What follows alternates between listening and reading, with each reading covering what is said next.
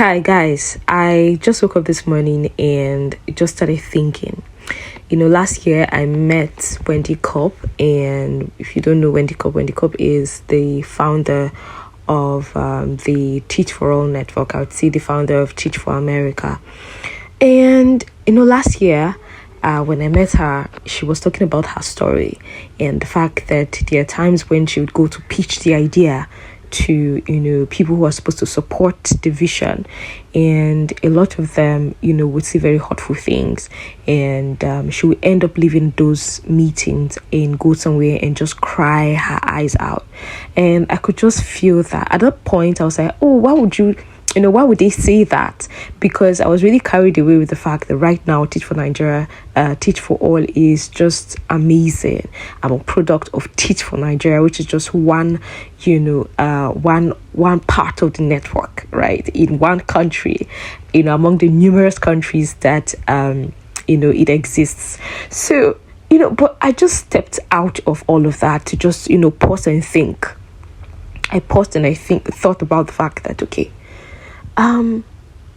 if someone comes to you right now today and tells you that she has an idea, and the idea is the fact that she wants to now start to send young bright minds into low income schools so they can go there and teach and lead and impact, how would you feel? And that was when I actually stopped judging. I stopped judging those people who judged her at the beginning. Because if you look at it,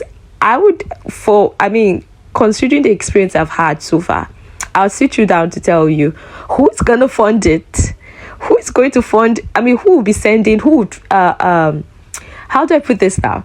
Who would be funding the salaries of the people or the stipends of the people that you're going to put in this low income community? How would you take care of them?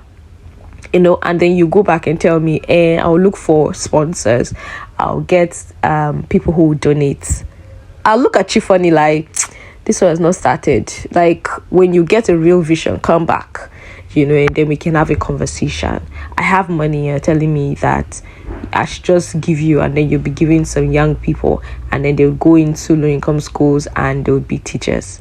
In fact, who told you that young people want to teach? Who told you, again, that they want to spend 2 years of their life teaching? Who told you that? Ask young people. They don't want to teach. They not talk of, being in a low-income school. At least if you want to teach, you go to a highbrow school. These were the thoughts that were coming to me.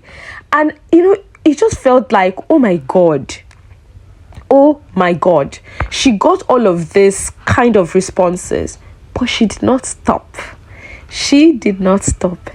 And at this point, it didn't even matter what the rationale was, right?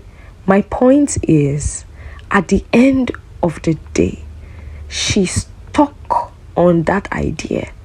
She had the vision and that burden in her heart, and she didn't care if anyone was going to come and tell her, it's not valid, we have doubts, we don't think you're good enough, we don't think your idea is good enough.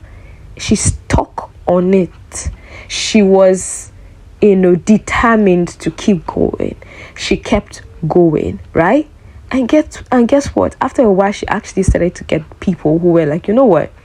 Let's take one step at a time. We're going to hold your hand. We're going to support you, right? She did. And guess what?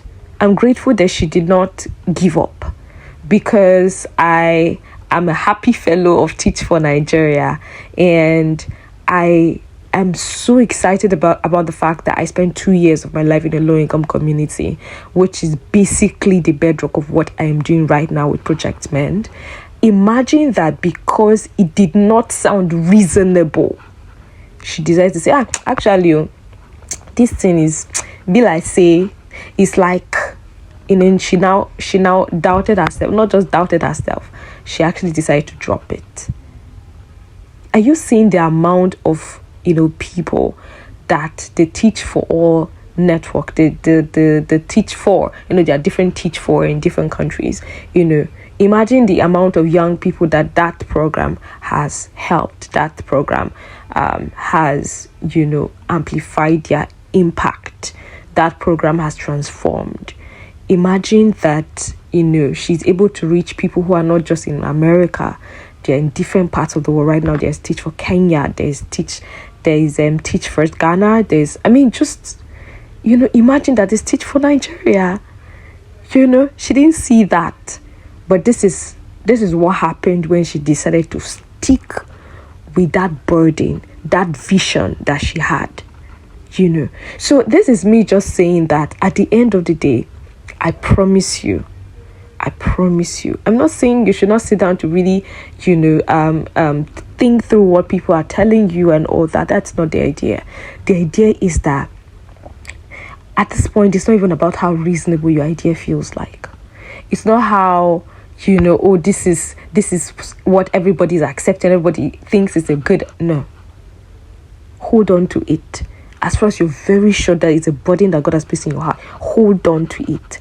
It is not going to be easy. This is just to tell you that it is not going to be easy. But hold on to it. Hold on to it. That's it. Hold on to it. That is the idea of this.